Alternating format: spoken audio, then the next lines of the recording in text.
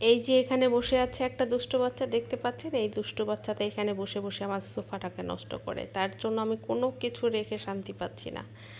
যেই আমি জেরি বলে ডেকেছি আর দৌড়ে আমার কাছে চলে আসছে। আসসালামু আলাইকুম সবাইকে, আলহামদুলিল্লাহ আমরা ভালো আছি, আশা করি আপনারাও ভালো আছেন।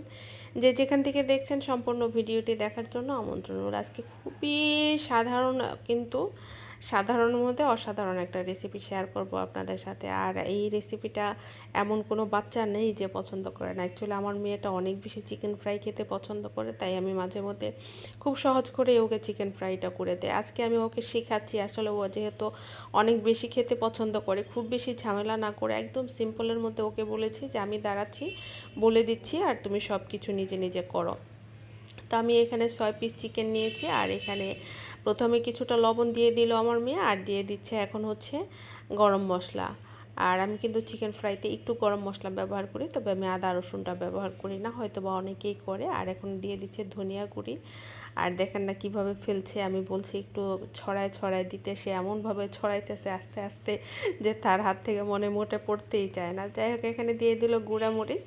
তবে আমি কখনোই চিকেন ফ্রাইতে হলুদ দিতে পছন্দ করি না, যার যেমন রুচি আসলে। আর হচ্ছে দিয়ে দিচ্ছে ধনিয়া গুঁড়ি, এখানে দিয়ে দিচ্ছে কর্নফ্লাওয়ার। তো আমি যতই বলছি আরও বেশি করে কর্নফ্লাওয়ার দাও, সে একটু একটু করে দিচ্ছে, মানে তার ধারণা একটু দিলেই হয়ে যায়, বাট কর্নফ্লাওয়ারটা যে পরিমাণে খুব বেশি লাগে এটা সে বোঝে না।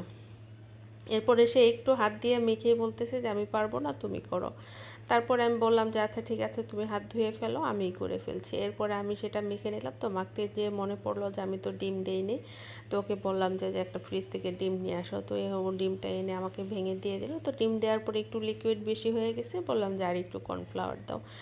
যাই হোক, এরপরে আমরা কিন্তু অনেকেই এত বেশি প্রসেস করি, এটাকে মেরিনেট করতে হবে, এটা করতে হবে, সেটা করতে হবে, এই কর্নফ্লাওয়ারে দেওয়া একবার, এই ডিমে দেওয়া একবার। আসলে আমি মনে করি এত কঠিন করে যদি করতে যাই তাহলে কিন্তু জিনিসটা করা হয় না। তো আমি যেহেতু ওকে শিখাচ্ছি, তাই ভাবলাম যে আপনাদের সাথেও শেয়ার করি, কারণ এত সিম্পলের মধ্যেও যে এই জিনিসটা এত টেস্টি হয় আসলে না করলে বোঝা যায় না। সব সময় কিন্তু অনেক বেশি ঝামেলা করে করতে ইচ্ছা করে না, যে এত প্রসেস করব, মেরিনেট করে রাখবো, কর্নফ্লাওয়ারে দিব, ডিমে দিব, সব কিছু তো এক জায়গাতেই যাবে, তাই না? তাই আমি মনে করি যে সব কিছু মেখে একবারে দিয়ে দিব, দেখো তুমি কেমন হয়, যদি ভালো লাগে তুমিও করে খেতে পারবা।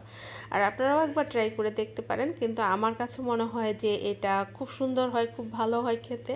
তো আমার মেয়ে যখন ও ভাজতে চেয়েছিল, আমি বললাম যে না, যেহেতু তেলের জিনিস তুমি পারবা না, আমি করে দিচ্ছি, ভাজাটা আমিই করে দিচ্ছি। অবশ্য ও করতে চেয়েছিল যে তুমি দাঁড়াও আমি ভাজি, কিন্তু আমি বললাম যে না, তেলের ব্যাপার, যদি বাই চান্স হাতে পায়ে লেগে যায় তাহলে তো তোমার বাবা আমার 12টা বাজায় দিবে, তার দরকার নেই বাবা, আমিই করে দিচ্ছি, তুমি খাও।